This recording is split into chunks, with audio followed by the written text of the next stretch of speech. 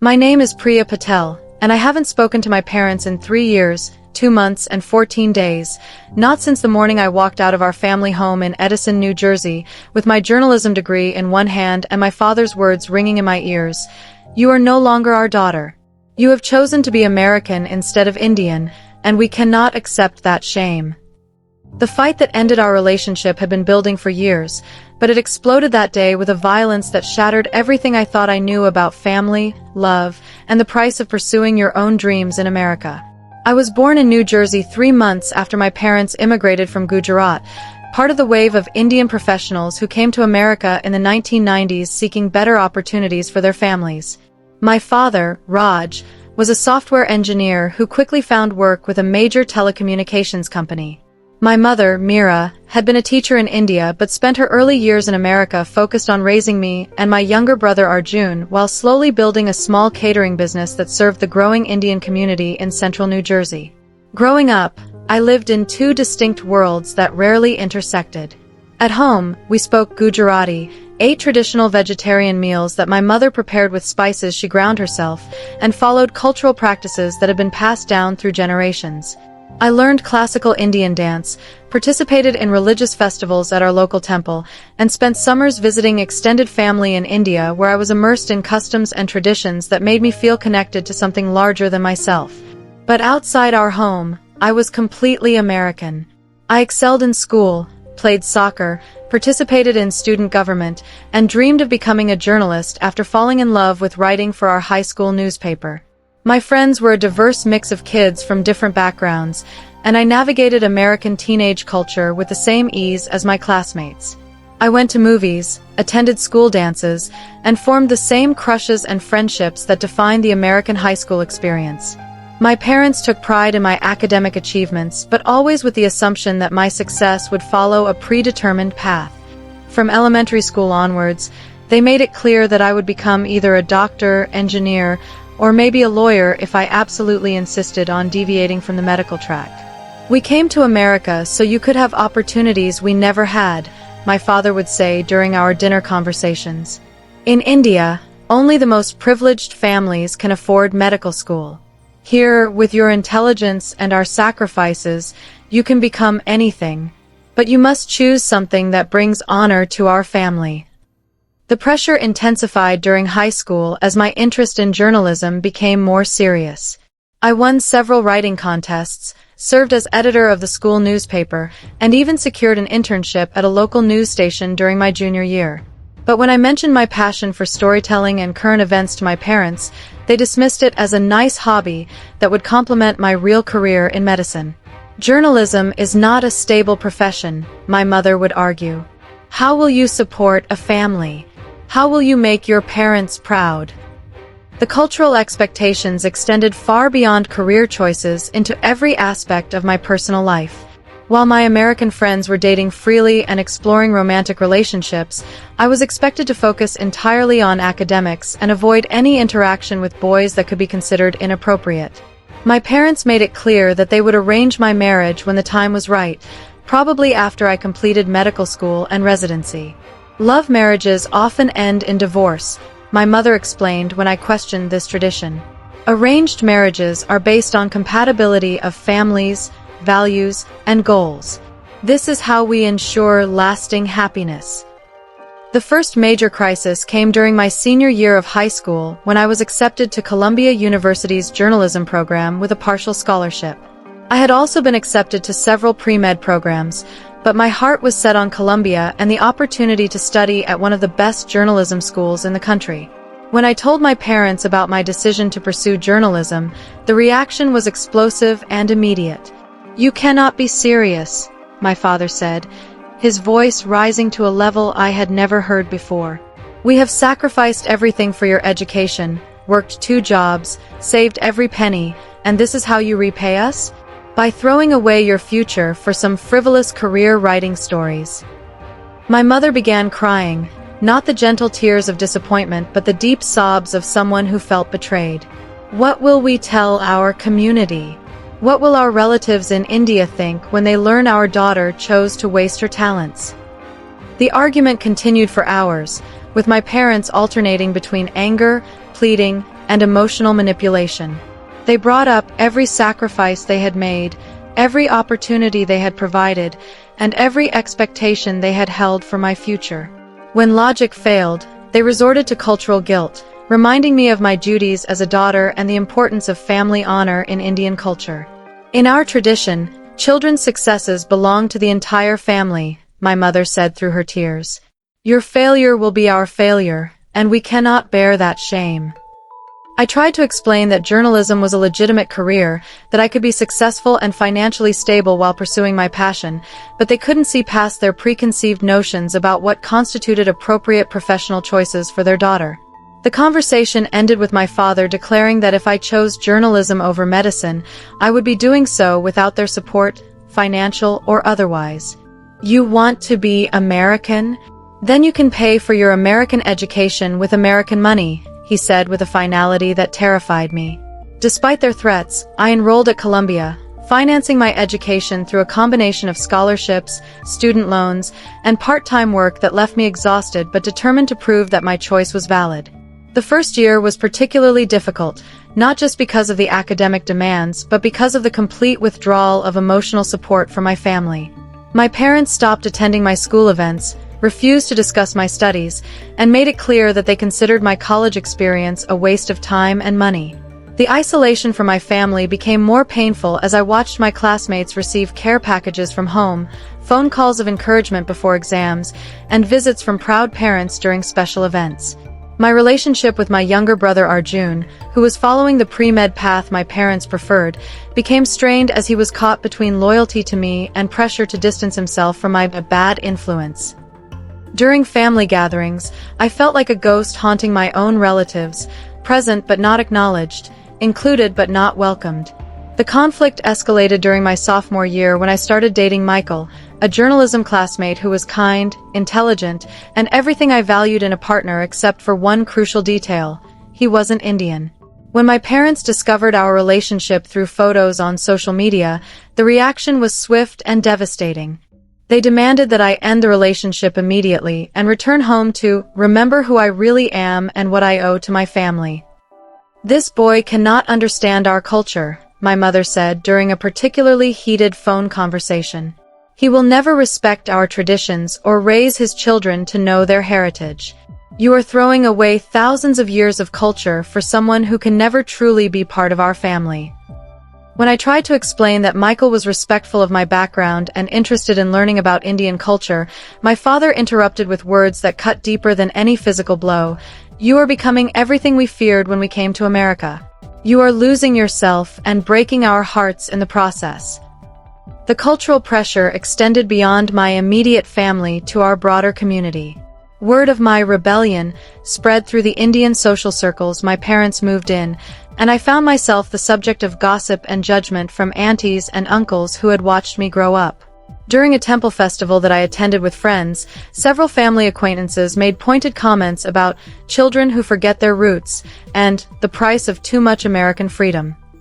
The shame my parents felt was visible and painful to witness, even as I resented being the cause of it. My grades began to suffer as the emotional toll of family conflict competed with my academic responsibilities. I struggled to concentrate during lectures, missed deadlines for important assignments, and found myself crying in bathroom stalls between classes. The career I had fought so hard to pursue started feeling hollow when I couldn't share my successes with the people whose approval I most desperately wanted. When I won a prestigious internship at the Washington Post, my first instinct was to call my parents with the good news, but I knew they would view it as further evidence of my misplaced priorities. The breaking point came during my senior year when my parents arranged a meeting with a suitable boy they wanted me to marry after graduation.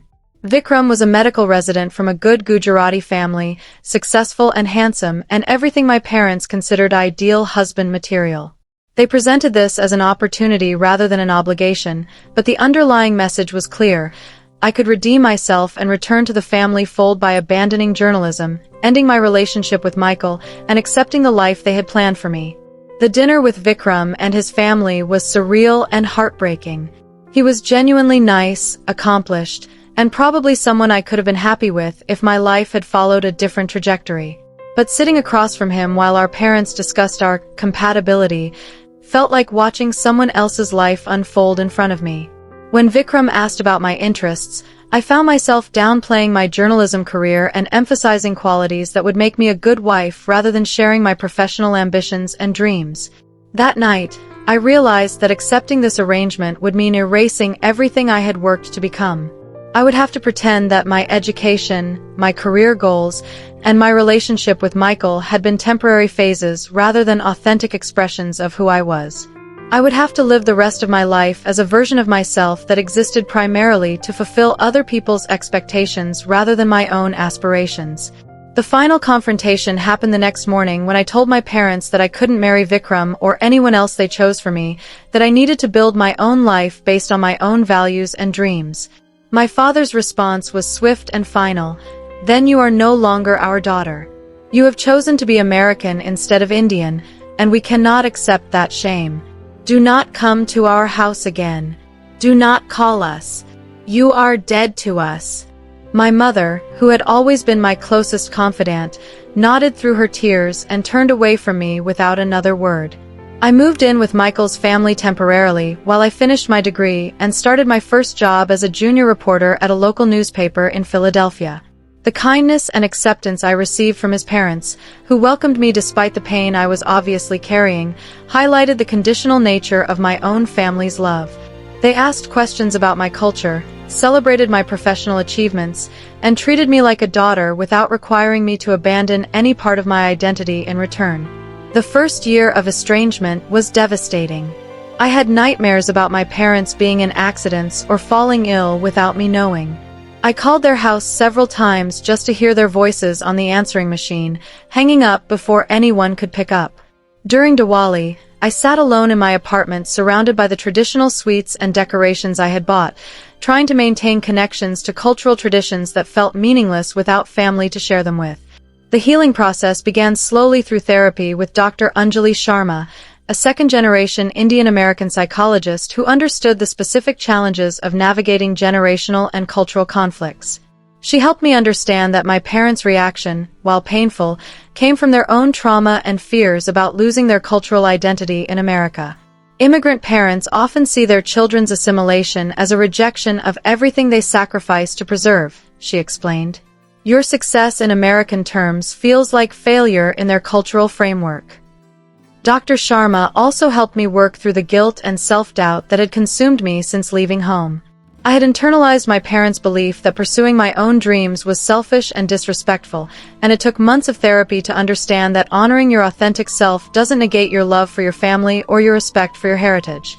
You can be fully Indian and fully American, she reminded me during sessions when I struggled with feeling like a cultural traitor. These identities don't have to be in conflict unless you accept other people's definitions of what they should look like. The professional success I achieved over the next 2 years helped rebuild my confidence and sense of purpose. I covered important stories about immigration, cultural identity, and social justice issues that affected communities like mine. My work was recognized with several journalism awards, and I was promoted to a staff writer position with more responsibility and better pay. Most importantly, I was able to use my platform to tell stories about other second-generation immigrants who were navigating similar conflicts between family expectations and personal autonomy. One of the articles I wrote, about the mental health crisis among young South Asian Americans facing family pressure, went viral and was shared widely in Indian American community groups. Several readers reached out to share their own stories of family estrangement, forced marriages, and career conflicts that mirrored my experiences. I realized that my individual struggle was part of a larger pattern affecting thousands of families across the diaspora. The breakthrough in my family relationship came through my brother Arjun, who had completed medical school but had also begun questioning some of our parents' rigid expectations. He reached out to me through social media, initially just to share updates about his life, but gradually opening up about his own struggles with family pressure and cultural identity. Through our renewed relationship, I learned that my parents had been following my career from a distance, reading my articles and quietly expressing pride in my achievements even as they maintained their public stance of disappointment. Arjun eventually convinced our parents to attend family therapy sessions designed specifically for immigrant families dealing with generational conflicts. The process was slow and sometimes painful, with months of sessions where old wounds were reopened and fundamental differences in values had to be acknowledged and addressed. My parents had to confront their own fears about cultural preservation and learn to separate their love for me from their disappointment in my choices. The reconciliation didn't happen overnight, and it required compromise and growth from all parties involved. My parents had to accept that I would never be the traditional Indian daughter they had envisioned, that my career and relationship choices were valid even if they didn't align with their cultural preferences. I had to acknowledge the pain my choices had caused them and work to maintain connections to Indian culture in ways that felt authentic to me, rather than rejecting my heritage entirely. We established new boundaries and expectations that honored both my autonomy and their cultural values. I agreed to participate in important family festivals and maintain relationships with extended family, while they accepted my career choices and romantic relationship. We found ways to blend traditions, like having Michael learn to cook Indian food and participate in cultural celebrations, while I made efforts to teach him Gujarati and share family stories that helped him understand my background. The wedding planning process became an unexpected opportunity for healing and creativity. Instead of a traditional Indian ceremony or a completely Western celebration, we designed a fusion wedding that incorporated elements from both cultures. My parents participated in the planning process, sharing family traditions while also embracing new approaches that reflected our multicultural reality. Seeing my father walk me down the aisle while wearing both a traditional sherwani and the boutonniere that Michael's family had chosen was a powerful symbol of the integration we had achieved. Today, my relationship with my parents is different from what it was before our estrangement, but it's also more honest and authentic. We've learned to have conversations about our differences without them becoming ultimatums or emotional warfare. They've come to appreciate my journalism career, especially when I cover stories that highlight positive aspects of Indian culture or address discrimination against South Asian communities. My mother has even started sharing my articles with her friends, proudly explaining how my American education allows me to advocate for our community in ways she never could. The experience taught me that cultural identity doesn't have to be an either-or proposition, that you can honor your heritage while also embracing the opportunities and values you've encountered in America. It also showed me that family relationships can survive fundamental disagreements if all parties are willing to grow and compromise. The love between parents and children is often strong enough to overcome cultural conflicts, but it requires patience, understanding, and sometimes professional help to bridge generational gaps. Key resources and solutions that made the difference. The South Asian Mental Health Initiative provides culturally competent therapy services and support groups specifically for families dealing with generational conflicts and cultural identity issues. Family therapy programs specializing in immigrant families help mediate conflicts between traditional cultural values and American individualism, providing neutral spaces for difficult conversations. Community organizations like the Indo-American Center offer cultural programming that helps families find ways to maintain traditions while adapting to American life. Professional associations for South Asian Americans provide networking and mentorship opportunities that can help young people pursue non-traditional careers while maintaining community connections. Interfaith and intercultural marriage counseling services help couples and families navigate the complexities of blending different cultural traditions and expectations. Educational workshops on cultural competency help immigrant parents understand American educational and social systems while helping American-born children appreciate their cultural heritage. Support groups for second-generation immigrants provide peer support and shared strategies for managing family expectations while pursuing personal goals. Mediation services specializing in cultural conflicts can help families work through disagreements about career choices, marriage, and lifestyle decisions before they escalate to estrangement. Today, when I speak to other young South Asian Americans struggling with family expectations, I tell them that honoring your heritage doesn't require sacrificing your dreams, and pursuing your own path doesn't mean rejecting your culture. The journey to integration requires courage, patience, and sometimes professional help, but it's possible to be both authentic to yourself and respectful of your family's values. The key is finding ways to expand everyone's understanding of what it means to be successful, Indian, and American in the 21st century.